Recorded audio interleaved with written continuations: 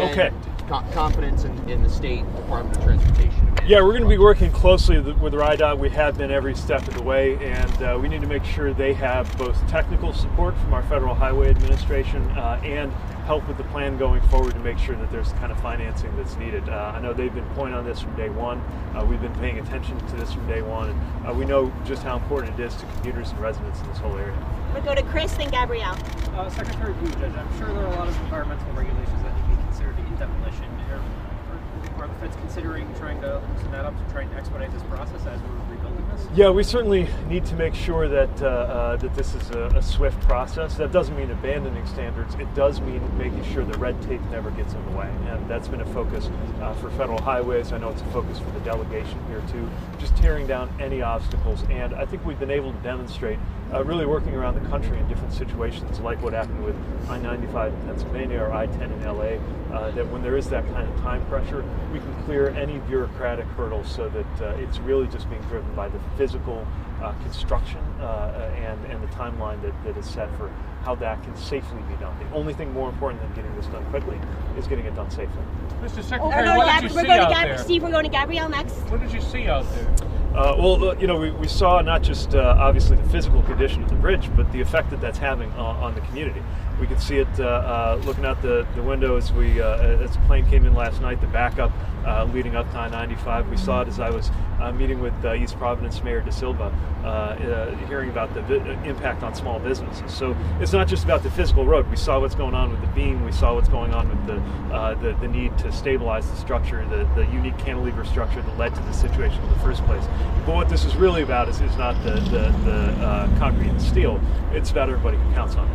Gabrielle and then Patrick. Over the last several years, millions and millions of dollars in federal funding has been wasted on repair work for a bridge that now needs to be demolished. And last week, the governor even admitted the state should have known 5 years ago that a new bridge was in order. So how confident do you feel in now giving more money to the state, and how do you make sure money for this project now isn't wasted again? Well, I disagree that spending money to repair a bridge is a waste of money, and I would note that if that repair project were not undertaken, the inspections that caught this potentially deadly flaw would not have happened, and there is a very real risk that residents would have found out through a collapse when instead it was found out through an inspection.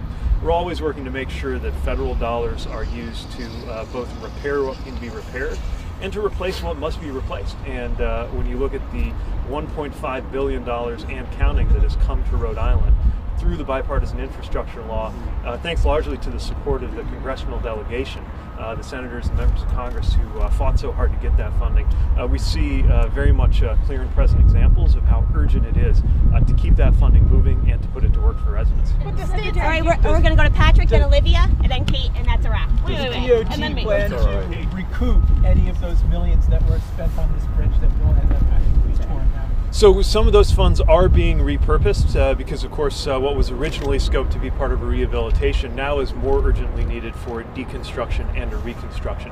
And again, our goal is to make sure that we meet all of the requirements for how federal taxpayer dollars need to be used, which is a rigorous standard, without allowing that to turn into red tape that could somehow slow the project down. But these are exactly the kinds of things that our Federal Highway Administration is working hand in glove with the Rhode Island DOT to get done, so that everybody can have their routines back, their commutes back, their neighborhoods and their businesses back to normal. What about those funds that have already been spent?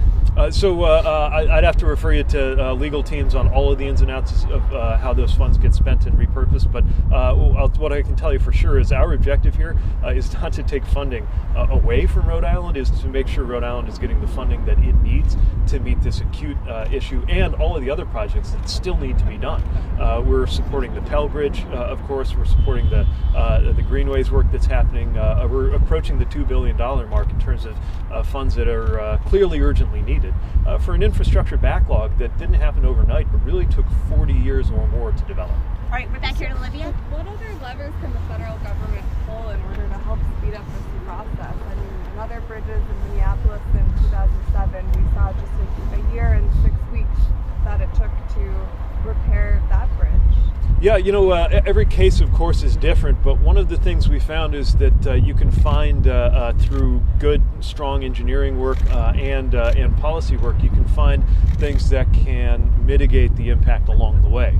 For example, the determination that it would be possible safely to have 3 lanes each way instead of 2 lanes each way, which I understand should be in place by the end of next month, is something that can bring a measure of relief, even if it's going to take longer to completely remove and replace the bridge. But these are exactly the kinds of solutions that the mayors, the senators, and the congressmen from this area and the governor have been approaching us about from day one, and we're committed to working with Rhode Island officials every step of the way. Anytime we can find any way to safely and responsibly accelerate this replacement, we're going to do it. So do you think Steph, and then last question to Kate. Secretary, thank you. Do you think it could take longer than 2026 to get the bridge back open? I think it needs to happen as quickly as it safely can. I'll defer to engineers for the finer points of the technical estimates, but what I know is anytime we can tear an obstacle down, we're going to do it. But is that an optimistic estimate, I guess, is my question. How's that? Is 2026 an optimistic estimate in your mind? I think it's an aggressive estimate that needs to be met, and we're going to do everything we can to help make that reality. Last question to Kate. Secretary, as you know, Rhode Islanders, some of them are saying they may not be able to survive this, especially from small businesses. Where does the responsibility ultimately lie from the U.S. DOT, from the Federal Highway Administration to the Rhode Island government, the failure of this bridge? Who's ultimately responsible for this, Secretary? Well, I wish I could have a conversation with some of the people who came up with this design in the 1960s that appears to be the only one of its kind in the country, even compared to the other span of this same bridge. But what we know is none of those people are here today. But it comes We're down here to what today had to deal with happened, this the inspections.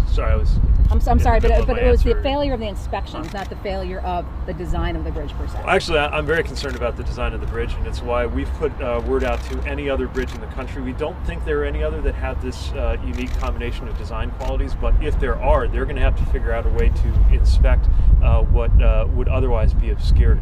Again, lives were saved by the inspection that found this issue so that it could be addressed through construction rather than after something bad happened. But what we most know is that our responsibility is to work together to make sure that Rhode Island has everything they need, and we're going to work closely side by side, whether we're talking about the technical dimensions, whether we're talking about the funding that's needed, or tearing down administrative barriers with all of the parties on the ground here, the state, the delegation, local leaders, to mitigate the impacts and get things back to normal. All right, last question. We're going to Steve, and then it's a wrap. Do you have a message for the people of Rhode Island?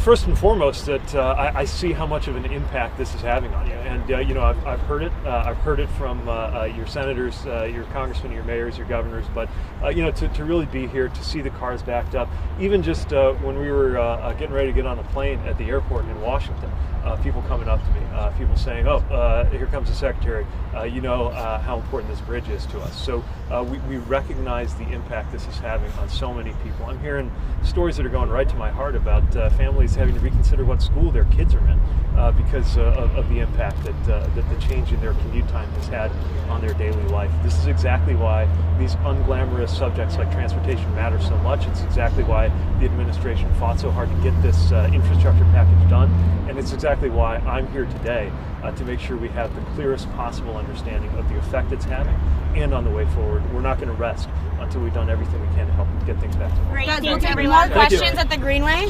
Please come join us at the groundbreaking.